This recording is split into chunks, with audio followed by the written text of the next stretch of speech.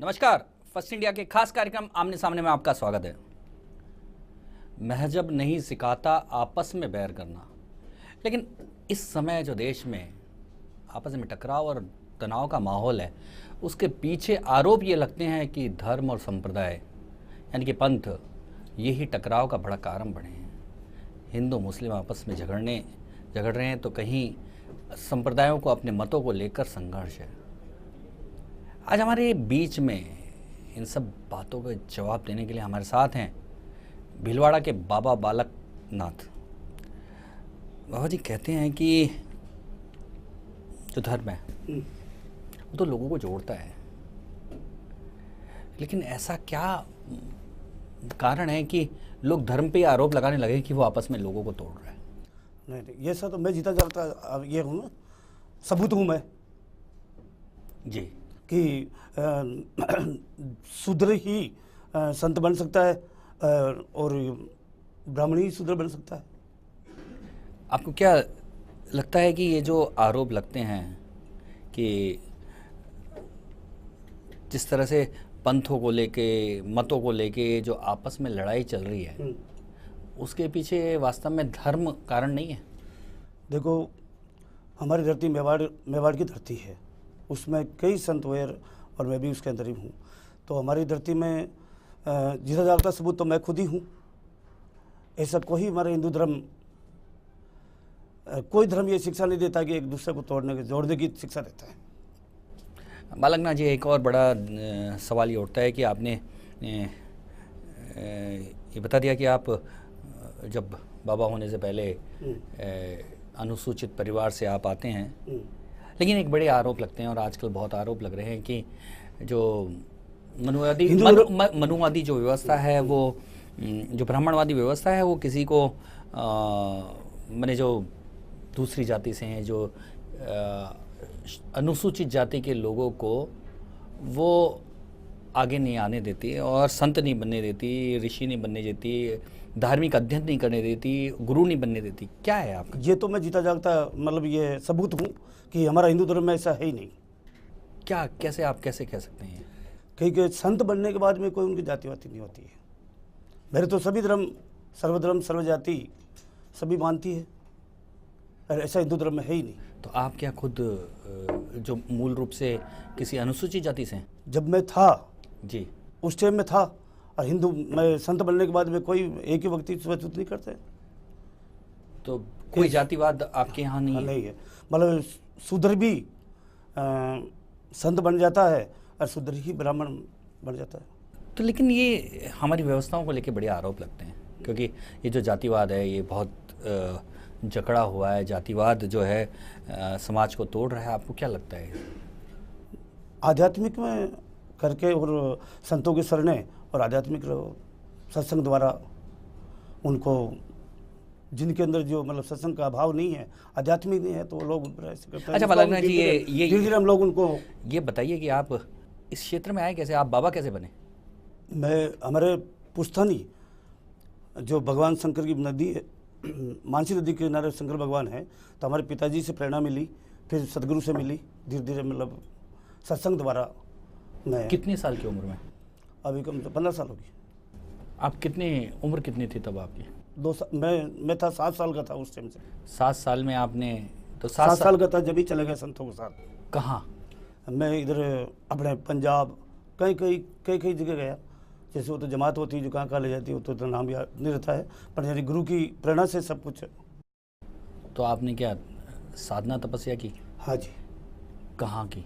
हमने की पठानकोट भी की, चंडीगढ़ की, और किशनगढ़ हमारे वहाँ की, और फिर मैं मतलब हमारे पिताजी की प्रेरणा से ये सत्संग, मैं साधना और सत्संग ये मेरी। बाबा जी, ये साधना किस तरह की होती है? क्या क्या करते हैं साधना में? साधना में सत्संग 5 भजन होता है।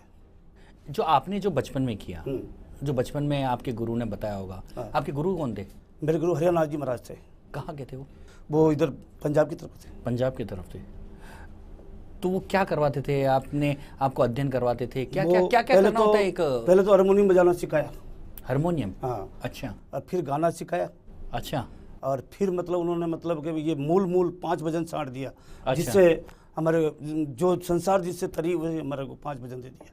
और वो 5 भजन मेरे को याद है। आज भी सत्संग हर जगह मैं करता हूँ तो उससे लोगों का दुख तो भी दूर होता है। हरिहर नाथ जी के जो शिष्य थे वो सारे के सारे ये 5 भजन गाते हैं। अलग अलग, जिसको किसी को क्या दिया, किसको क्या दिया, तो अलग अलग देते हैं। तो ये सारे मूल भजन हरिहर नाथ जी के लिखे हुए हैं। हाँ, तो क्या नहीं, संतों के सभी संतों को मतलब निचोड़ निकाल रखा है। जैसे कबीर साहिब का भी है, भारती जी महाराज का भी है और रैदास जी महाराज का भी है, सभी का है। हाँ, सभी संतों का मतलब वो निचोड़ काट के 5 भजन में, जो 5 भजन सुन लेता है उनको चाहे जो मिल जाता है। और साधना में और क्या करना होता है? एक तो आपने कहा कि हारमोनियम सीखा, भजन गाए, और क्या करना हारमोनियम है? सीखते रहे, फिर वो गुरु मंत्र का जाप कहते रहे। गुरु मंत्र, हाँ, जिसको तीजी जो 4 सेवा है कि पहली सेवा कर सतगुरु की, चरणा के मई लिपटो, मान गुमान मेड़ तन का अभिमान को फटको। जिसका अभिमान मिट जाता है वो 5 भजन उनके अंदर रहता है। तो आप कितने साल गुरु के साथ रहे? मैं 7 साल तक। 7 साल। तो 7 साल में क्या कोर्स होता है? ये गुरु बनने का क्या होता है? कोर्स नहीं, पहले तो मतलब जैसे हमारे घर से ही चालू है, तो वहाँ से उपदेश दे दिया। उपदेश देने के बाद में संता की जो जमात आती है उनके साथ चलते वो जो सिमरन करते हैं सदगुरु का, गुरु का सिमरन के अलावा और कुछ नहीं है। क्यों पढ़ता पुस्तक पाना और क्यों धरता मन में ध्याना, सदगुरु पूरा धार एक पलक में कर दे पार। तो आप क्या उसमें आश्रम में रहते थे या घूमते रहते थे? घूमते, कभी पंजाब, कभी गुजरात, कभी कहाँ, जैसे चलते आती वैसे उनके साथ चलते थे। आप नाथ संप्रदाय के हैं, इसलिए एक बड़ा सवाल आपसे ही है। एक बार कहते हैं कि गुरु मच्छंदर नाथ वो सांसारिक मोह माया में फंस गए थे जी, और गुरु गोरखनाथ ने उनको चेत मच्छंदर गोरख आया ऐसे कह के और मच्छंदर नाथ को वो सांसारिक मोह माया से बाहर निकाल लाए थे। क्या आपको लगता नहीं है कि आज भी कुछ ऐसे बाबा, ऐसे गुरु ऐसे हो गए हैं जो गलत ढंग से सांसारिक मोह माया में फंस गए हैं? कभी कोई किसी आशाराम जी का नाम आता है, कभी और किसी का नाम आता है, तो क्या लगता नहीं है कि ये टाइम आ गया है कि अब वापस एक गुरु गोरखनाथ आए और मच्छंदर नाथों को कहे कि नहीं, आप सांसारिक बंधनों से बाहर निकल आइए? इस पर मैं इस पर ध्यान नहीं रखता, मैं सत्संग में रखता हूँ। और नहीं, क्या आपको लगता है क्योंकि क्योंकि आप एक धर्म के प्रवर्तक हैं, आप समाज के उत्थान में लगे हैं, आप अपने मैं मेरे काम तो में लगा आपको रहता क्या हूँ। लगता नहीं है कि जो साधु समाज है, जो बाबा हैं, उनको अपना ऐसा उदाहरण रखना चाहिए कि जो समाज को दिशा दे सके? कुछ लगता है, आपको लगता है? मैं मेरी सत्संग करता हूँ और मेरे मतलब गायों का ध्यान रखता हूँ। बेटी को बचाओ, गाय को बचाओ, और सत्संग जहाँ भी वक्त रहता है। इस राजनीतिक प्रपंच में नहीं पढ़ते आप? इसमें नहीं पढ़ता हूँ। हाँ, तो क्या आपको लगता नहीं है कि कई बार एक आरोप भी लगता है कि जानबूझकर हिंदू समाज को बदनाम करने के लिए बाबाओं का नाम लिया जाता है? नहीं, ये तो वो तो अपनी अपनी भक्ति है भाई। कोई कैसी भक्ति करा, कोई कैसी करा, उससे मेरे को ध्यान नहीं रहता। नहीं, जिस तरह से उनके ऊपर आरोप लगा दिए जाते हैं, गलत आरोप लगा दिए जाते हैं, और उसके पीछे कोई ना कोई षड्यंत्र आपको लगता है कि हिंदू समाज को बदनाम करने का कोई षड्यंत्र चल रहा है इस देश में? ऐसा है कि मैं तो यही समझता हूँ कि संत कोई भी हो, उनको धर्म का कार्य करना चाहिए, आध्यात्मिक बनाए हर व्यक्ति को, ताकि हमारे देश में माता पिता की सेवा हो सके, सतगुरु की सेवा हो सके, गायों की सेवा हो सके, और आम आदमी की सेवा हो सकती है। आप गायों की सेवा की बात कर रहे हैं बालकनाथ जी। गाय को लेकर तो पूरे देश में बवाल मचा हुआ है। गोमांस और गोरक्षा के बीच में एक बड़ी तलवार खींची हुई है। एक और लोग कह रहे हैं कि हम तो गोमांस खाएंगे। आपको क्या लगता है, क्या है इस देश में इनको आपके द्वारा, हमारे द्वारा ऐसे मतलब बचेगी जरूर, संतों के द्वारा आध्यात्मिक होगा। तो इसको लेके हमारा मतलब यही है कि जहाँ भले गांव में, पूरा देश में कहीं भी गायें हो, भटकती हुई गायें, वो हमारे आश्रम पे भेजें, और इसमें आप और हम दोनों मिलकर सेवा करेंगे।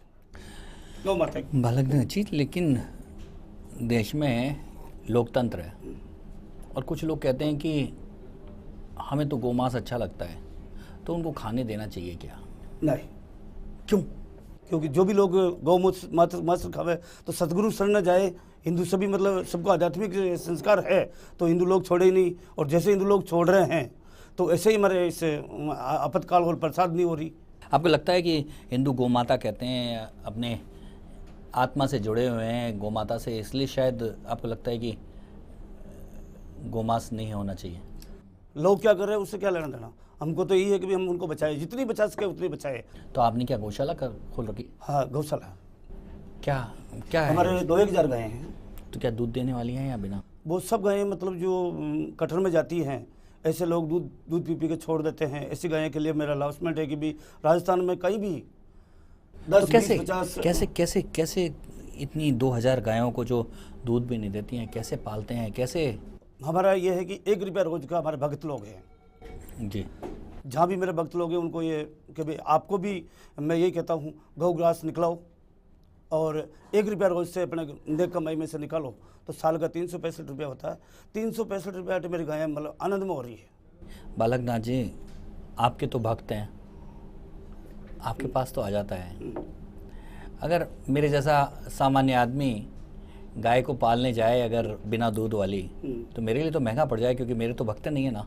नहीं है तो उसको पौधा भाव, धरती में पौधा भाव, और गौ माता और धरती माता एक ही बात है।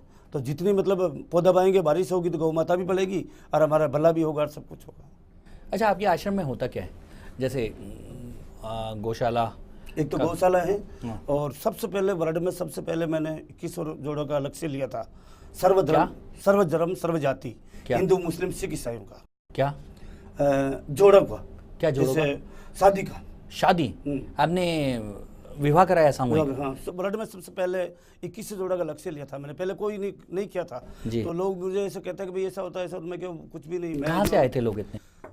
मतलब पूरा हिंदुस्तान से, सब जगह जोड़ा। कोई मतलब उदयपुर के थे। कहाँ की थी ये शादी? हमने आगुचा आश्रम में की थी। आश्रम में? हाँ। 2100 जोड़े आए थे जी। उसमें 11 लाख आदमी इकट्ठे हुए थे। अच्छा। और 2100 जोड़ा का लक्ष्य था, 2293 जोड़े हुए थे और अच्छी धूमधाम से शादी होके गई। ये तो सारे हिंदू मुस्लिम एक साथ आ गए और शादी अपने अपने धर्म के अनुसार। जी। हमारे गुरु का मतलब आदेश था कि भी ये एकता बनती रहे और सदा के लिए। मैं तो जब तक जीऊँगा, जब तक, पहले तो लक्ष्य था मेरा ये 8032 जोड़ा, आज तक शादी हो चुकी है। अच्छा। और अब मेरा लक्ष्य खत्म हो गया, 240 जोड़ा आज की तारीख में है मेरे। तो अभी मेरा अनाउंसमेंट यही कि भाई 21 साल का लड़का, 18 साल की लड़की हो, चाहे उनके माता पिता नहीं हो, ऐसा ही हो, ऐसे लड़कों को, बच्ची को भेजें और शादी करा के चाहे हर शनिवार ले जाओ। अच्छा। 50 जोड़ा होते आ जाओ, 200 होते आ जाओ, कुछ मतलब हमारी बेटियों का मतलब बेटियों को बचाना कुल मिला के, और भ्रूण हत्या बंद करनी। आपने कहा कि आप सारी जातियों के लोगों का आपने विवाह कराया, तो आपको मानते भी हैं या केवल हिंदू ही मानते हैं आपको बाबा? सब, सर्वजाति। आपके पास आते हैं लोग? सब आते हैं। मुसलमान भी आते हाँ, हैं? मुसलमान भी आते हैं, हिंदू भी आते हैं, ईसाई भी आते हैं और पंजाबी भी आते हैं, सब आते हैं हमारे सत्संग में। तो सत्संग में क्या शिक्षा देते हैं? सत्संग में 5 भजन आरती होती है। तो वही जैसे कि मतलब आयता समझ लो, मुसलमानों के लिए आयता है जी, आयता पढ़ना, और हमारे हिंदू के लिए 5 भजन आरती है। तो वो कराते हैं आप? बस। तो आपके भजन के बारे में चर्चा जारी रखेंगे, अभी लेते हैं एक छोटा सा ब्रेक।